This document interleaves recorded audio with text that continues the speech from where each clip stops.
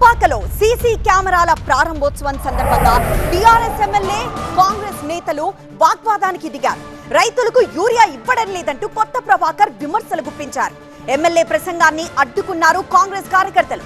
రాజకీయాలు మాట్లాడడం సరికాదు అన్నారు కాంగ్రెస్ కార్యకర్తలు. గులాబీ శ్రేణులు కాంగ్రెస్ నేతల పోటాపోటీ నినాదాలతో ఆ ప్రాంతమంతా హోరెత్తింది. దుబ్బాకల నిజంగా అన్ని మండలాలలో మనది 8 మండలాల్లో కూడా మొత్తం వ్యవసాయం తప్ప ఇంకో పని లేదు. ఇంటింటికి వ్యవసాయం, ఇంతో అంత వరి నాట్లు వేసుకున్నారు, మొక్కజొన్నలు వేసుకున్నారు, పత్తులు వేసుకున్నారు. మరి సమయానికి ఈ యూరియా బస్తాలు అందకపోతే అంతకంటే దారుణం ఇంకేముంటుంది. దీని మీద ధర్నాలు చేస్తున్నారు.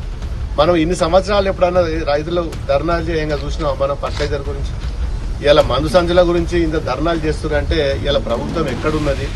ఏది ఏమైనా ఈరోజు ప్రభుత్వం పూర్తిగా ఫెయిల్ అయిపోయింది. మరి ఇప్పటికైనా కళ్ళు తెరవండి.